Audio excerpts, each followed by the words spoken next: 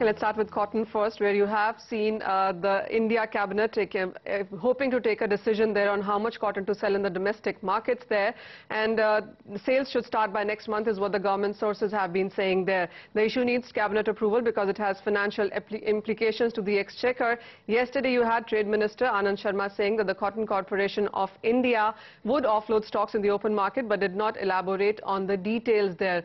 We also have, India has about 2.5 million bales of stocks, and India has faced calls from mills to sell in order to cool the soaring prices, which are near year highs. Let's get in then Mr. Dhiren Sheth. He's President, Cotton Association of India, and he joins us on the Mumbai phone line. Mr. Sheth, hi. What have you been making of what the Commerce Minister said yesterday, and await, of course, of this bill to be passed, or rather this notification to come through? Well, I mean, we have been hearing these statements by various sources. And the mills have been pressurizing the Cotton Corporation of India to offload their stocks. But there has been no clarity, and this has been going on for almost a month now. I wouldn't be shocked if something actually happens. Mr. Sheth, what's your sense on how much, on what prices and what quantities could actually be coming through? No, the total stock that NAFED and the Cotton Corporation of India has is close to 25 lakh bales. And I guess they will start offloading it little by little. Mr. Sheth, also, what has been the kind of price rise that we have seen in the current year, and what's your expectation on that going forward? I think the prices have risen by around 10 to 12% or even 15%, I should say, in the last 1 month. But this was bound to happen. India had seen around 5 months of peak season time where prices were far to international levels. It was only a matter of time before we caught up with international levels, which has happened now, and we are at par at international levels now. Mr. Sheth, also there have been government sources themselves indicating that the sales should start as early as next month. What are you hearing on that? Like I said, we have been hearing different stories from different sources for quite some time now. I would only believe it when it actually happens. Any sense on prices? Would it be below market price, or do you think it could match what we are getting in the spot markets here? No. There's no question of not giving it below market prices. I'm 100% sure that Cotton Corporation of India will only sell at market prices. All right, Mr. Sheth, I appreciate you taking time out for us then. Of course, as he's saying, there's various statements coming in at this point in time. The finality of what really is gone through will come, of course, from the Cabinet Committee only there. But as of now, you have seen the cotton prices continue to gain up. 2013 has seen nearly 10 to 15% of a run-up coming in for the cotton prices. Let's talk about other commodities then, and the sugar futures have continued to decline for a fourth straight day today on to their lowest level in 8.5 months, hammered by surplus supplies, and as a decision on freeing up the tightly controlled industry has continued to get delayed there. Every day supplies are rising as per the industry, but the demand is not supportive. The mills are continuously slashing prices to generate demand. They need money to pay the cane dues, and that's the reason you have seen that continuous decline coming in, 3,000 and below holding in case of sugar. In the edible oil space, soy oil futures rose on gains in Malaysian palm oil and on a slight improvement in demand, while soybeans climbed on good demand from oil millers amid thin supplies in the spot market.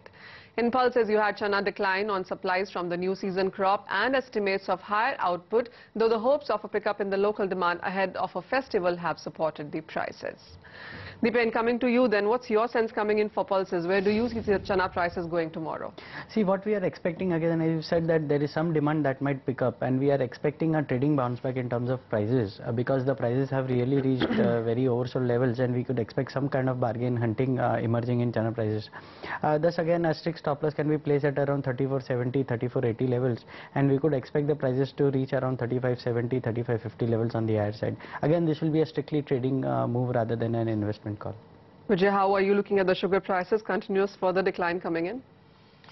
I'm pretty pleased, Manisha, with the way sugar prices are coming down. I mentioned the June month futures would be a very attractive buy at 3,025 odd levels. I can see 3,049 is where June has closed at. So give me another 25 rupees and I start sinking my teeth into the June month sugar futures. I think the prices at the current levels are mispriced, and all declines from 3,025, if I do manage to get that price, would be points of further buying for me. Deepen, how are you looking at the grain prices? Because wheat is nearly 1% up today. Barley is something that you seem to be following as well. What's your sense on them?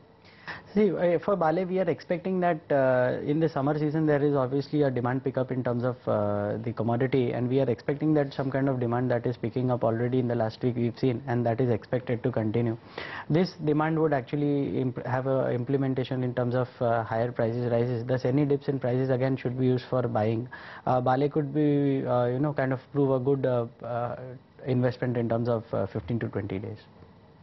Vijay, also let's take a look at the turmeric prices, because nearly an upper circuit coming in for them as well, and today it has been a good day for most of those spices. What's your view coming in for them?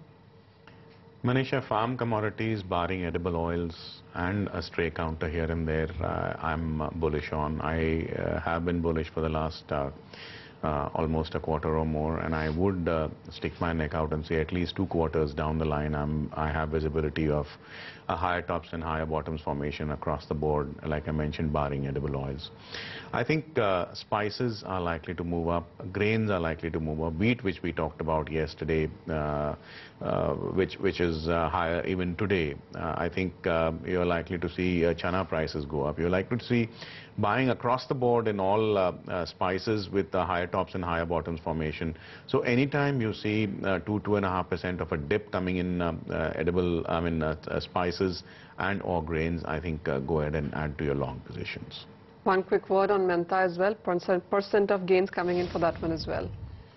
Manisha, I talked about Mentha oil testing the 1125, and I see 1125 has been tested. So that is a point of rest for the short sellers to have wrapped up their shorts at least partially, if not fully. I think 1160 would be a fresh short entry for the high risk taking aggressive bears. Having initiated shorts, if the 1160 price is available, I would hold my shorts at 1188, and I would expect a retest of the 1125, if not a breach of that level in the coming few trading sessions.